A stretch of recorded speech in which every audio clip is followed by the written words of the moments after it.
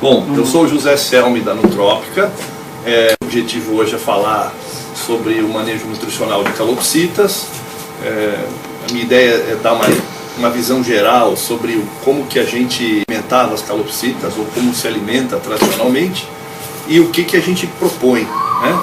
Antes de falar da questão de alimentação, eu vou falar um pouco de calopsita, origem, algumas coisas que eu acho que muitos já sabem, mas muitos não sabem. É legal a gente falar um pouquinho sobre o animal também, não falar só sobre o animal, né?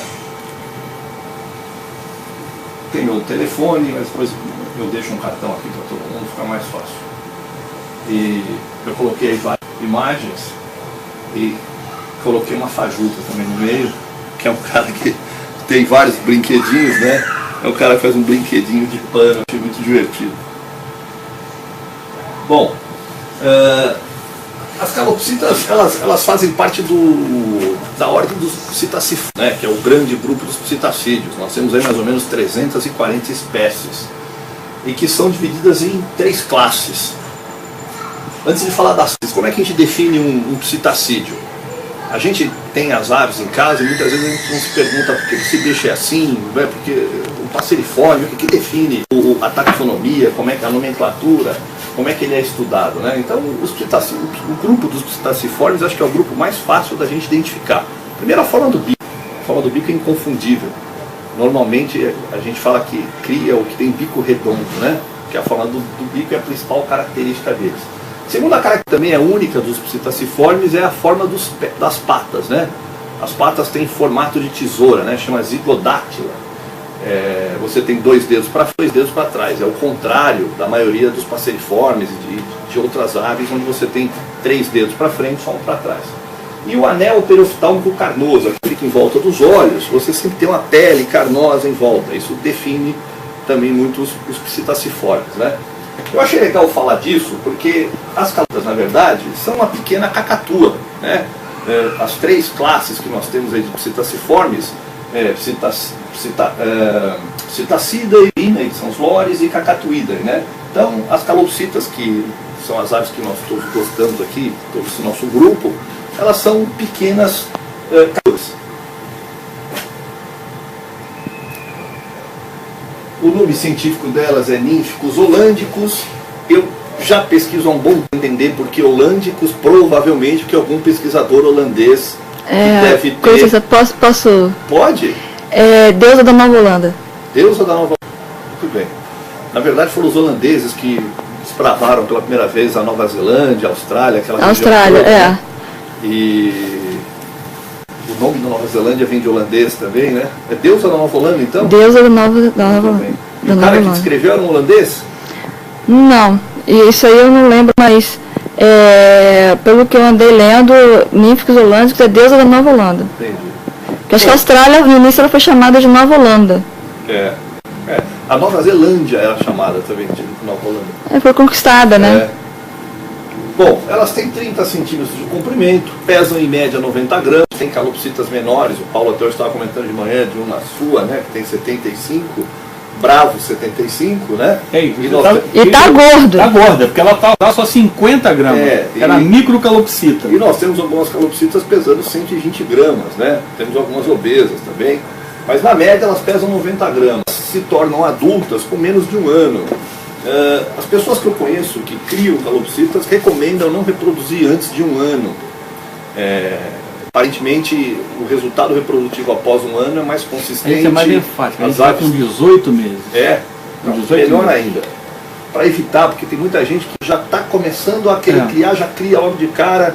E você tem muitos problemas de filhotes abandonados, né? De aves que não se tornam bons pais, né? Em média ela bota 5 ovos e ela pode viver 20 anos. A parte que eu mais queria falar é essa. Porque a imensa maioria das calopsitas que a gente vê hoje em cativeiro duram 5, 6 anos.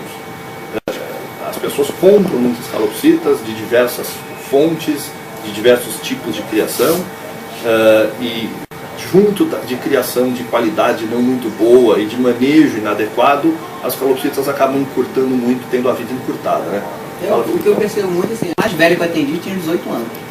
E todas elas, as mais velhas, morrem por acidente. Não por deficiente genética, essa coisa, mas por acidente. é ventilador de teto, bateu na janela, caiu. Então, assim, coisas do tipo, né? Mas nunca vi passar de 18 anos, não. Todo mundo me pergunta, chega a 20? Não sei, passa 18. Mas, realmente, acidentes, né? Então, acho que uma das coisas que a gente, que é o que tem a ver com o nosso trabalho, com o trabalho nutricional, e que também está com o trabalho veterinário, é a gente tentar criar condições para que as aves desfrutem da longevidade máxima delas, né? Com saúde. E infelizmente as práticas de manejo que são adotadas levam a um óbito prematuro. As aves vêm a falecer muito antes do que elas deveriam. E acho que a gente pode, gostando e sendo apaixonado pelas aves, a gente pode contribuir para que isso mude, melhore, né? Outra coisa que eu coloquei aqui que eu achei divertido, que é uma facilmente identificável em questão de sexo, né? Nem todas são, a imensa maioria dos psittaciformes não são. As calopsitas são facilmente identificadas, principalmente de forma selvagem, né? Algumas mutações são mais difíceis, como todos vocês sabem, eu não vou ficar me estendendo nesse pedaço aqui. E nós temos uma quantidade enorme de mutações disponíveis. Eu coloquei uma foto aqui de uma cabeça amarela, de um cara amarelo, que é uma mutação que eu acho que não chegou no ainda, pelo menos eu não sei, e já chegou. Sério? Pô, legal. E nós temos aí uma variedade de cores, o que é muito legal, e de combinações, né?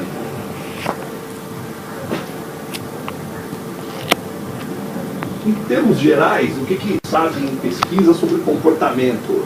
Não se tem grandes pesquisadores estudando o comportamento de calopsita. O que a gente sabe na prática é que geralmente os machos são mais ativos e vocalizam mais, até pela o próprio comportamento reprodutivo, e que as fêmeas vocalizam menos e que são menos ativas. Contudo, toda vez que a gente tem uma regra, a gente aparece com várias exceções. Existem várias fêmeas que são super ativas e super vocais, e eu conheço alguns machos que nós temos lá que são mudos que uma coruja. Mas, em geral, os machos é que vocalizam mais, né? E que são bem mais ativos, e as fêmeas são mais calmas, né? Os mais mansos que nós temos lá, nós temos mais ou menos 10 casais de calopsita lá no trópico, e nós queremos muito elas e gostamos muito, e muitas acabam sendo muito mansas, mesmo não cuidando delas. É um bicho muito dócil, né? Ele acaba acostumando com a gente e vira tipo mano. E as duas mais mansas são duas fêmeas. A origem da calopsita também, muito pouca gente sabe que as calopsitas vêm da Austrália exclusivamente, né? E na nutrição é muito legal a gente pensar na origem, né? Qual que é o habitat da espécie que você vai estar discutindo. Uma das principais formas de você entender qual é o nutricional adequado para uma espécie é você entender de onde vem essa ave, né? As calopsitas vêm da Austrália, e principalmente das regiões mais áridas da Austrália. Se você olhar, a grande parte da população australiana vive nessa parte aqui, na costa leste da Austrália, onde você tem uma maior predominância de florestas mais úmidas. À medida que você anda para o centro da Austrália, você tem um clima que vai ficando árido, até que no centro da Austrália você tem grandes extensões desérticas. E o oeste da Austrália também é uma região muito seca. Então isso é importante para a gente entender. A calopsita é uma espécie que evoluiu aonde? Evoluiu numa natureza extremamente seletiva, num ambiente muito seco. E isso vai ter tudo a ver com o que a gente vai falar na questão nutricional, né? Vamos estender um pouquinho aqui. Aqui nós temos duas fotos de calopsitas na natureza, na Austrália, que mostram uma região central. Você vê aí uma vegetação bastante baixa, rasteira, né? E por que isso é importante falar? Porque se as calopsitas evoluíram na Austrália, numa região extremamente pobre em termos nutricionais, é porque elas evoluíram ao longo de milhares e centenas de milhares de anos a se alimentar com alimentos pobres, ou seja, elas são excelentes transformadores de alimentos em nutrientes. Tem muitas aves que são oriundas de habitats com a alimentação mais disponível, mais abundante, que são menos eficientes digestivamente. As calopsitas, elas são boas extratoras de nutrientes, elas têm uma capacidade de digestão muito alta. Por quê? Porque elas tiveram que evoluir num lugar que tem um clima muito duro e uma alimentação muito pobre. Isso vai ter tudo a ver com a nossa sugestão nutricional e com todo o metabolismo, né? nós trabalhamos com nutrição, eu vou me concentrar nessa parte que eu acho que é o nosso forte, né? O que eu gostaria de trocar de ideia com vocês? Falar um pouquinho sobre o que a gente chama de manejo nutricional tradicional, a forma tradicional com que a gente vem alimentando as aves em cativeiro há mil anos, e dando ênfase para as calopsitas. Se a gente pensar numa ave, qualquer ave que nós ganharmos, sendo uma ave de rapina, automaticamente nós vamos imaginar que essa ave vai comer semente. E isso é um paradigma, né? Uma coisa que já está tomada na nossa cabeça. E nós gostaríamos de, ao longo dessa conversa hoje, destruir esse paradigma, abrir essa ideia, né? Por que nós temos essa imagem tão forte na nossa cabeça que as aves comem semente? Nós temos relatos das pessoas terem aves em cativeiro desde o Egito Antigo, antes da época dos faraós. E a gente sabe que essas aves eram alimentadas com sementes. E por que essas aves eram alimentadas com sementes? Existe uma boa quantidade de aves que são granívoras, se bem que as aves nunca comem, ou raramente comem sementes secas, elas sempre comem sementes vivas, né, junto com brotos, com folhas, com flores, etc. Por que elas são alimentadas com sementes? Porque todo mundo se alimentava naquela época de grãos secos. A alimentação humana naquela época era baseada em grãos que a gente podia armazenar, né? Eletricidade, a gente não tinha acesso a alimentos mais sofisticados, ou a evolução urbana do homem está intimamente ligada à agricultura, à capacidade da gente de armazenar esses grãos. Então, os animais eram automaticamente testados na nossa estratégia alimentar. Aqueles que se desenvolviam eram rapidamente mantidos em cativeiro, aqueles que não se desenvolviam eram descartados e, por uma razão ou por outra, deixavam de estar em convívio íntimo com o homem.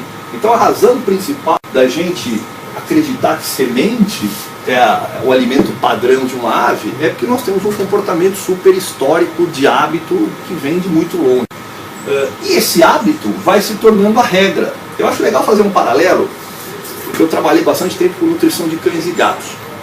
E não tanto tempo atrás, nem tantos milhares de anos atrás, eu lembro que a gente conversava sobre cão e gato, eu quando era criança, e a melhor maneira da gente nutrir um cão naquela época era fazer polenta com restos de carne e cozinhar numa panela.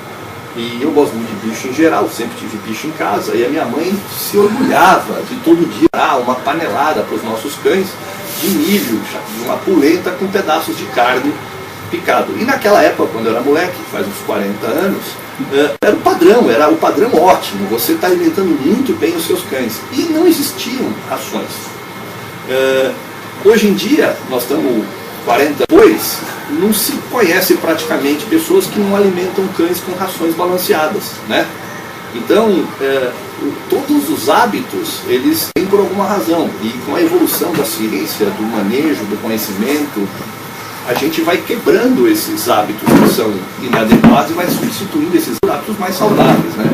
Então eu gosto de fazer um paralelo. Eu acho que nós estamos hoje, já estamos há pelo menos uns 5, 6 anos, no momento em que está se revisando o nutricional de aves, da mesma maneira como há 30 anos atrás nós revisamos a maneira de nutrir cães e gatos, né? Qual que é o problema da alimentação à base de sementes? Porque, olha, a gente faz isso há milhares de anos, mas se é uma coisa saudável, se faz bem, não tem por que mexer, né? O que nós propomos? Propomos que esse conceito seja abolido. Qual que é o problema, então, que existe em utilizar sementes como estratégia básica de alimentação para as aves? Tem duas classes de problemas. Tem problemas funcionais e problemas nutricionais. Vou começar pelos funcionais. O principal problema funcional tem a ver com o fato de que a ave sempre come a semente que ela mais gosta.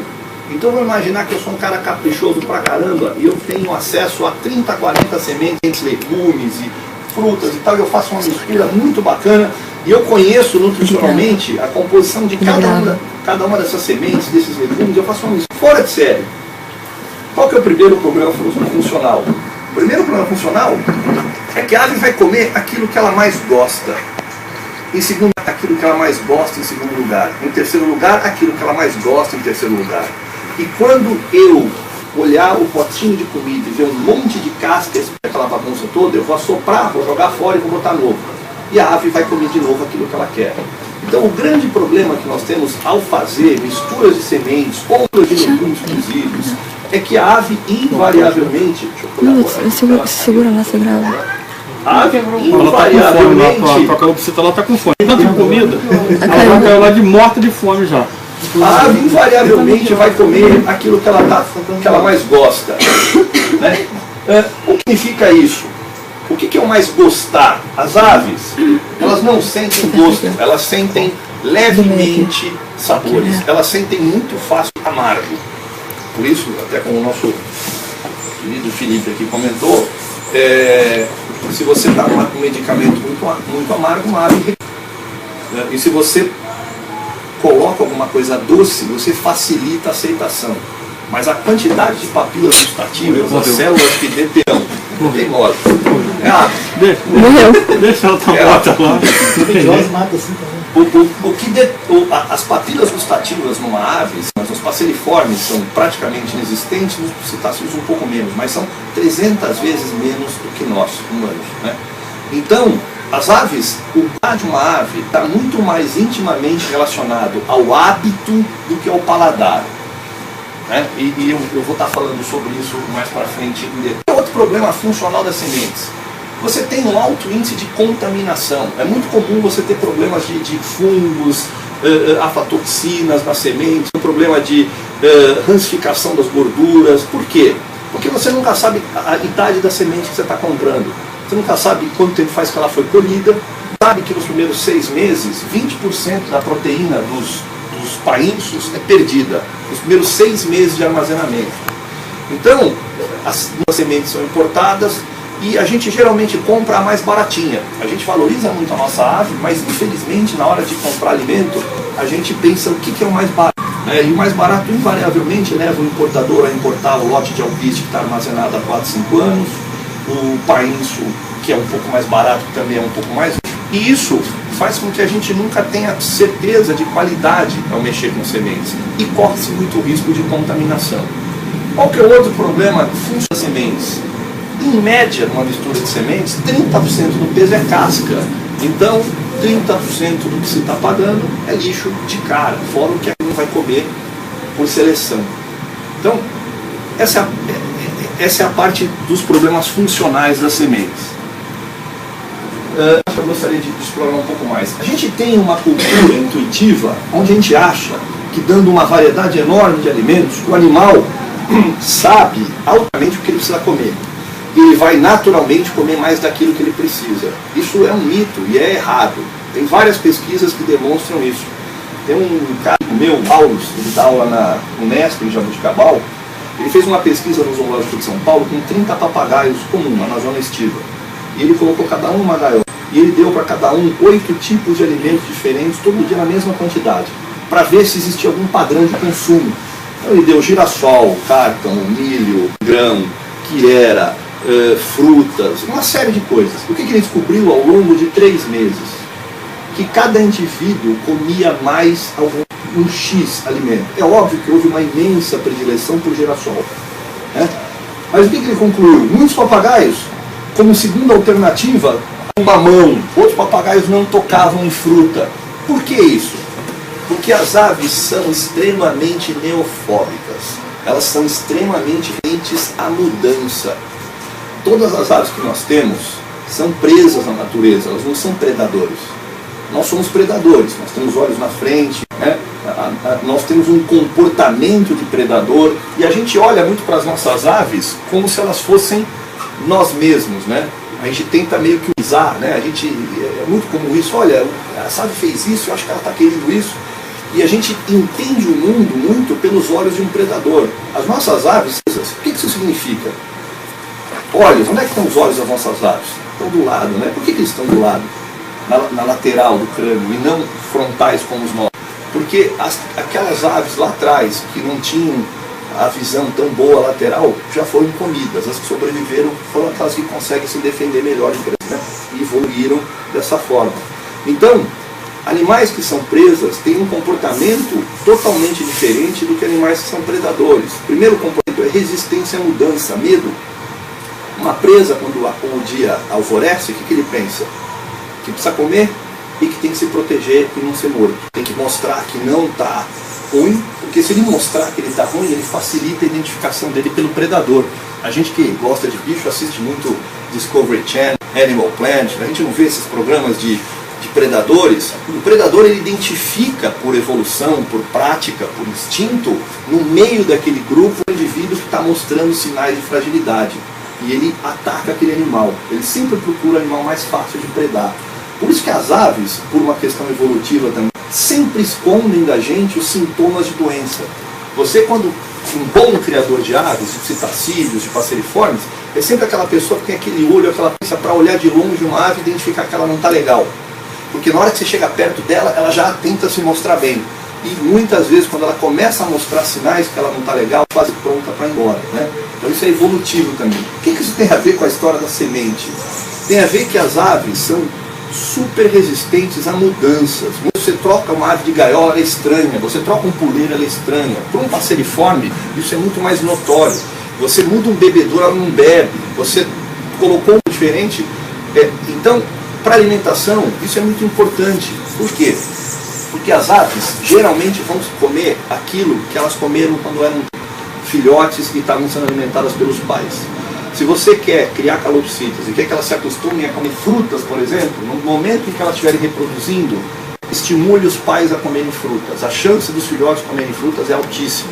Se você quer que as suas calopsitas comam legumes frescos, alimente os pais com legumes frescos. E os filhotes, ao desmamarem, vão naturalmente ter uma facilidade grande de comer legumes frescos. Isso vale também para a gente, o alimentos cruzados ajuda muito.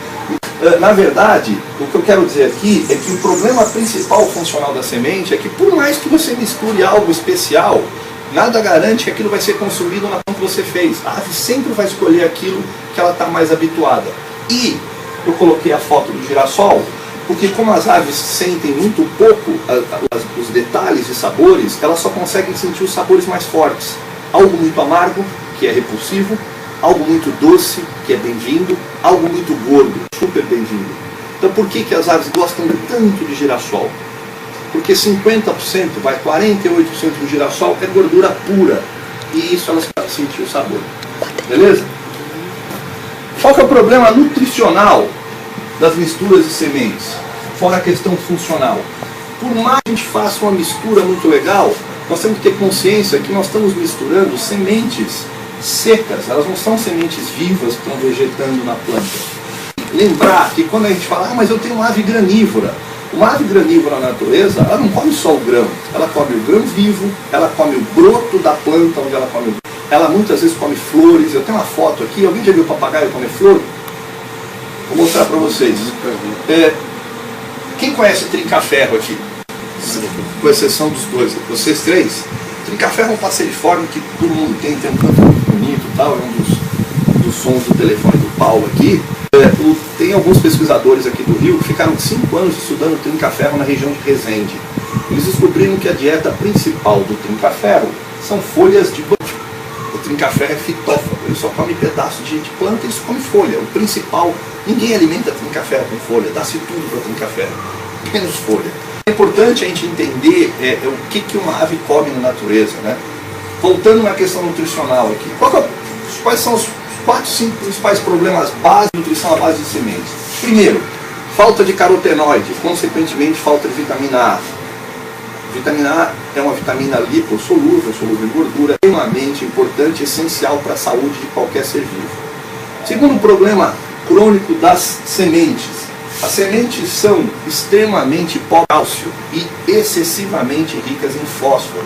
Você tem uma relação cálcio e fósforo inversa e muito inversa. Isso aí é o suficiente para um adulto, mas é absolutamente insuficiente para a reprodução ou para uma ave jovem se tornar um adulto saudável, com esqueleto normal e tal. Qual que é outro problema das sementes? As sementes são cronicamente deficientes em aminoácidos essenciais. Os aminoácidos essenciais são os blocos que compõem as proteínas. As proteínas são cadeias de aminoácidos, 2 grupos de aminoácidos, essenciais e não essenciais. Os essenciais são aqueles que o organismo não consegue sintetizar, não consegue recombinar a partir de outros aminoácidos. Então eles precisam estar obrigatoriamente sendo fornecidos na dieta. Então as sementes são cronicamente deficientes em metionina, em lisina, em arginina, em triptofano. Se você não der outra forma de alimentação, você vai ter problemas nutricionais a longo prazo. Outro problema que nós temos é que hoje a imensa maioria das aves vivem dentro de casa ou em ambientes internos. Antigamente as pessoas moravam em casas grandes, tinham um quintal enorme, tinha árvore, sol, tipo aqui. Já tinha as aves no sol, ao ar livre, que faz muito bem para as aves. E você tem um nutriente que é a vitamina D, que é sintetizada a partir do sol. Hoje em dia, as pessoas moram em apartamentos, ou moram em casas pequenas, ou tem as aves em construções, para evitar fuga, etc. e tal. Mas tem janela na minha casa, mas os UVB não passam pelo vidro. Então, aves em ambientes fechados ou em ambientes domésticos, elas não sintetizam vitamina D. E as sementes são pobres em vitamina D2, que é uma vitamina D de origem vegetal. Então você começa a ter problemas crônicos da vitamina D. Junto com carência de cálcio, é um problemão. Para finalizar, o principal problema das misturas de sementes: excesso de gordura. Principalmente essa mistura tem girassol. Ave ou cártamo. A minha calopsita não come girassol. Tem lugar que tem mania de cártamo. Não sei se é aqui no Rio. Cártamo é aquela, parece um girassolzinho pequenininho. Não é um girassol, as pessoas acham que é. Eu só dou cártamo. Mesma coisa, é tão gordo quanto o girassol. Né?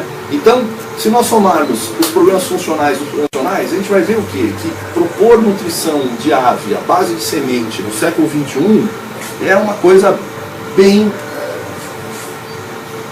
ultrapassada. Eu vou falar individualmente sobre as principais carências nutricionais. Vitamina A.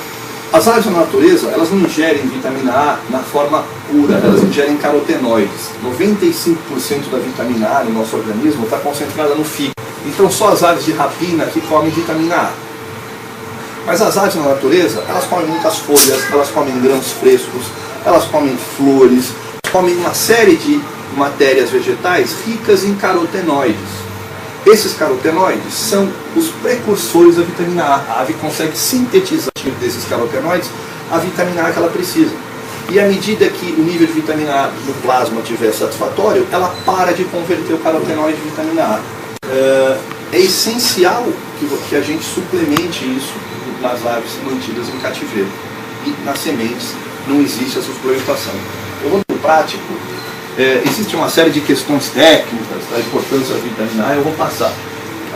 Um exemplo bem legal de carotenoides está nessa foto do milho. Você milho aqui que nós conhecemos, que é um milho amarelo, que é rico em carotenoide, e nós temos aqui uma espiga de milho branco, que é muito usado no México, que é absolutamente em carotenoides. Vocês podem reparar que a cor é totalmente diferente de um para outro, né? Esses carotenoides, eles são absolutamente essenciais para a suplementação de vitamina A. Então nós estávamos conversando aqui de manhã, vocês estavam falando de milho e tal, e a nossa querida Leila estava da milho verde, e aí o Paulo está dizendo que dá o milho, como se fala? Cozido e tal, e vocês estão com isso dando uma fonte de carotenoides para as calopsitas. Quais são os problemas práticos decorrentes da falta de vitamina A? Você começa a ter uma desestruturação das células, e isso causa, a primeira coisa visual, você começa a ver o que chama hipertrose desses tecidos. Então você começa a ver excesso de crescimento no bico, ou um bico lateral todo enrugado, parece que ele está cristalizado. Você começa a ter problema nas patas, crescimento excessivo de unhas, escamação excessiva nas patas, na pele das patas. Isso são sintomas típicos de falta de vitamina A ou de excesso, né? Hoje a gente vive muito mais a presença de falta. E se nós formos reparar, a gente vê muito isso no dia a dia. A vitamina D, eu expliquei anteriormente, é essencial, né? Hoje as aves não estão tendo acesso direto ao sol. O ideal é que uma ave pegue pelo menos uma meia hora de sol por dia. Isso é o suficiente para estimular a síntese correta de vitamina D3. Então as aves que vivem em terraço e que tomam sol, obviamente estão recebendo uma boa quantidade de raio UVB e vão poder, em consequência disso, estar sintetizando vitamina D em quantidades suficientes. Em contrapartida, as outras aves, se não for suplementado vitamina D na dieta, elas vão ver problemas crônicos ao longo da idade, esqueléticos, né? Quais são esses problemas? Aproveitando falando do cálcio, que está intimamente relacionado com a vida. Eu tenho uma calopsita adulta, ela come semente, ela está bem a vida toda, está ótimo, ela está praticamente crescida, o esqueleto dela agora de um adulto, mas o cálcio não está só no esqueleto, uma série de reações químicas no organismo dependem de cálcio, isso vai acabar acarretando problemas, e nunca no o problema nutricional é uma coisa pontual, uma coisinha só, geralmente é uma coisa sistêmica, uma série de carências vão gerando outros problemas que no todo vão levar a um óbito precoce, uma vida menos longa. Para a reprodução é essencial, se você não tiver cálcio suficiente na dieta, você vai ter problema de ovo mole, ovo preto, baixa taxa de fertilidade, baixa postura, etc. Aqui são dois raios-x, tá claro demais, não dá para ver. Basicamente explica o problema de calcificação em dietas de sementes versus dietas extrusadas. No quadro da esquerda você vê um raio-x que tem aquelas fraturas que se chamam tipicamente de fraturas tipo galho verde. Uma ave que cresce com uma carência crônica de vitamina D e cálcio de ouro sozinho, ela vai ter um esqueleto muito frágil e muitas vezes ao manusear a ave você promove uma fratura. E aí a pessoa fica mal achando que, cara, chocou a ave se quebrou e tal, e na verdade é um problema nutricional, né? Ou nós temos crias de aves muito pequenas, aves que não se desenvolvem, e a gente fica achando que é tudo proteína. Muitas vezes o problema não é proteína, muitas vezes o problema é um desequilíbrio mineral.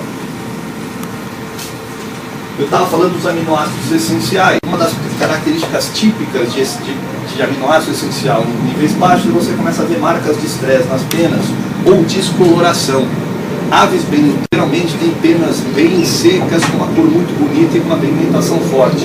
À medida que você tem uma proteína de baixa qualidade, você começa a ter descoloração. E não é importante só o nível de proteína, é importante a quantidade de aminoácidos essenciais que compõem essa proteína.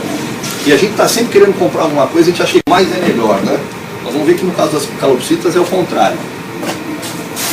Aqui uma calopsita que eu achei que estava obesa pela foto, mas é muito difícil achar a foto de uma calopsita obesa, então pode ser que seja a minha impressão. Eu achei que ela estava gordinha, assim, meio prostrada. Esse quadro aqui mostra basicamente que muitas das alternativas alimentares que as aves gostam são péssimas nutricionalmente para elas. Aqui nós temos o nível de gordura do girassol, 58%, semente de gergelim, 58%, semente de abóbora, 49%, amendoim, 50%.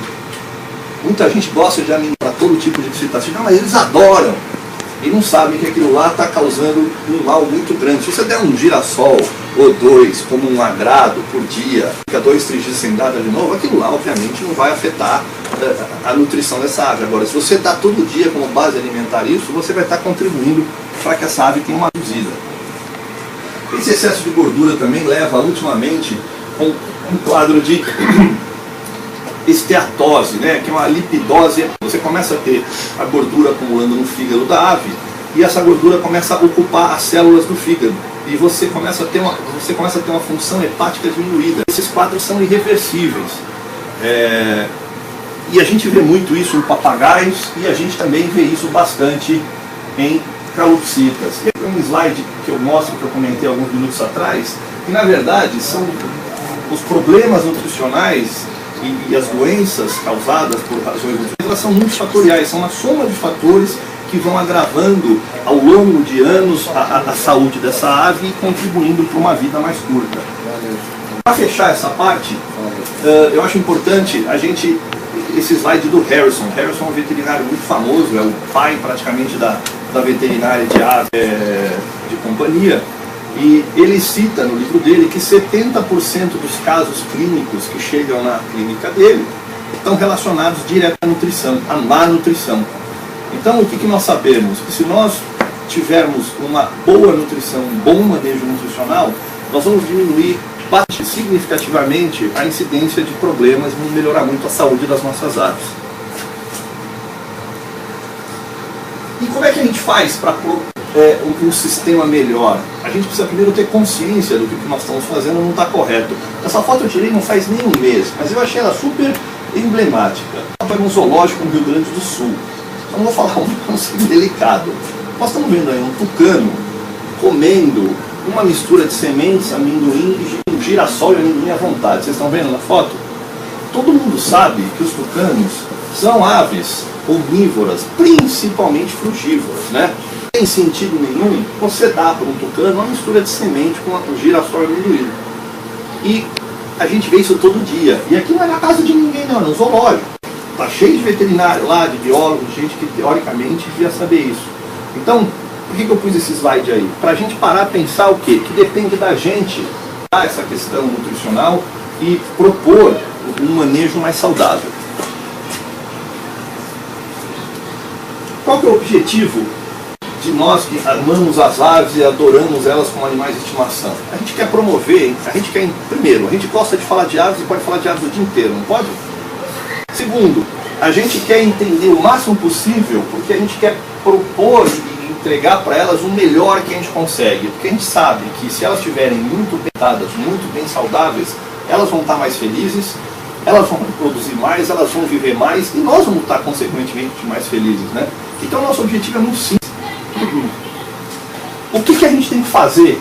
A gente tem que entender e tem que propor de uma maneira prática qual que é a maneira correta de fazer de cada tipo de ave, de cada grupo, de cada espécie.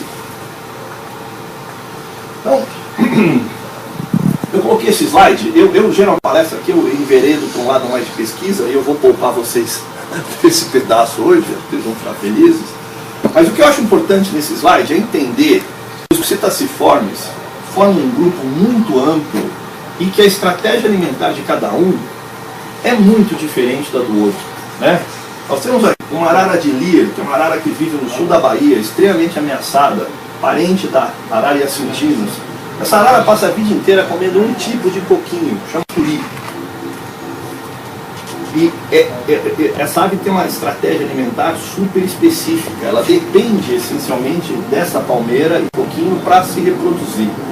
Por outro lado, nós temos aqui um Amazona barbadensis comendo flor de ipê amarelo.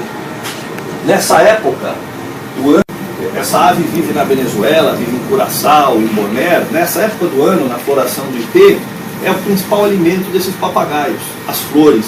Está vendo ali uma foto de um deles comendo o pico todo lambuzado de flor. E a gente imagina, não, mas eles são granívoros, o negócio deles é comer girassol. Aqui nós temos um periquito swift da Austrália comendo flores de eucalipto. E aqui nós temos um lores molucanos, também da Austrália, comendo uma... Não sei, o pessoal em São Paulo chama rabo de raposa, isso tem muito em São Paulo. É uma planta australiana.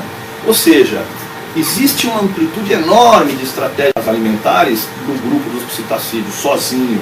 E a gente tem que entender o que a nossa ave é, o que ela come, de onde ela vem, para propor essa estratégia, né? No caso das calopsitas, quais são as características específicas das calopsitas que nós temos que levar em consideração? Vamos fazer junto isso, já que nós economizamos aí uns 20 slides técnicos atrás. Primeira coisa, como é que a gente faz para descobrir qual que é a necessidade ideal para uma ave? Pesquisa, observação na natureza. A gente que gosta de ave, eu, por exemplo, não me canso de sentar na frente das minhas aves e ficar horas observando elas, dado quieto. A minha namorada atual e a minha ex-mulher acham que eu sou louco, eu devo ser. Mas a gente aprende muito observando as aves, né? E a gente aprende muito observando as aves em vida livre também. Você observando as aves na natureza, você